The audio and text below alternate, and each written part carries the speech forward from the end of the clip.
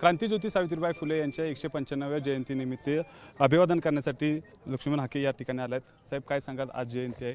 आज जयंती आहे। बहुजनांची पोरं, दीनदलितांची पोरं सावित्रीमाईंना प्रणाम करायला त्यांच्या जन्मगावी आलेत, नायगावला आलेत, सातारा जिल्ह्यामध्ये आलेत।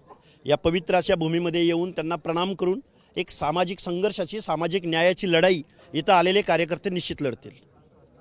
बघायला गेलं तर आता 67 महाराष्ट्रामध्ये बिनविरोध उमेदवार झालेले आहेत। बघा यामध्ये जे भाजपमधले आहेत, काही म्हणजे जे युतीमधले आहेत ते बऱ्यापैकी मोठ्या प्रमाणावर बिनविरोध झाले। नाही, बिनविरोध झाले असतील त्यांचं स्वागत करेन मी, पण जे उमेदवार बिनविरोध झाले त्याचं कॅरेक्टर एकदा चेक करा।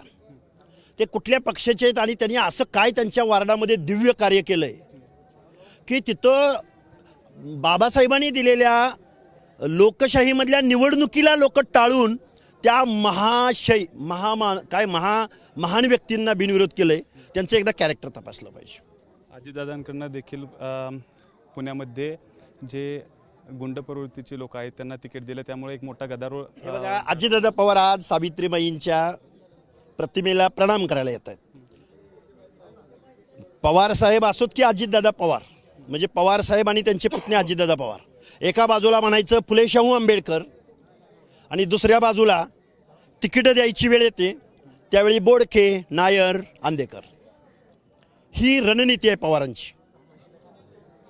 आज आमचं पिंपरी चिंचवड, पुणे शहर, छत्रपती संभाजीनगरमधला मूळ ओबीसी गायब झालाय, हद्दपार झालाय।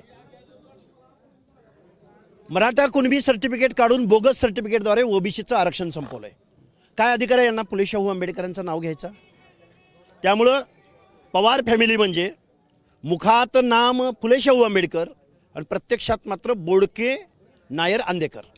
ही पवारांची रणनीती आहे। पुण्यामध्ये दोन्ही राष्ट्रवादी आता एकत्र येतात। अजितदादांचा आणि शरद पवारांचे बॅनर देखील लावण्यात आले आहेत। मोठ्या प्रमाणावर युतीची चर्चा चालू झाली। अहो, ते एकच होते। माझी सगळी फुटेज काढा मागच्या 2 वर्षातले। हे एकत्र आहेत। सुप्रिया सुळे केंद्रात मंत्री असतील, राहुल आपलं काय ते रोहित पवार महाराष्ट्रात मंत्री असतील, आणि तुम्हाला मला नगरसेवक सुद्धा आता लढायचं नाही। आम्ही आता तुटोस तर महाराष्ट्राला सांगतोय, अरे ओबीसीनो तुमचं आरक्षण संपलंय। त्याचं प्रत्यंतर पिंपरी चिंचवड आणि पुणे महानगरपालिकेच्या यादीवर नजर फिरवा। मूळ ओबीसीला तिकीट मिळाले का बघा। गावगाड्यातला बलुता आलुता कारू नारू सामाजिक न्यायाच्या प्रतीक्षेमध्ये असणारा, डोंगराच्या कुशील असलेला बेरड बेडर रामोशी वडार बेलदार हा आता उमेदवार नाही। परत एकदा रिपीट अगेन सांगतो, या महाराष्ट्रामध्ये मुखात नाव घेतलं जातं फुले शाहू आंबेडकरांचं, प्रत्यक्षात मात्र गुंडांना, मवाल्यांना, पैसेवाल्यांना, मॅन मनी मसल आणि बोगस दाखला असलेल्या लोकांना आता तिकीटं वाटली जात आहेत। लोकशाहीची ऐशी तैशी।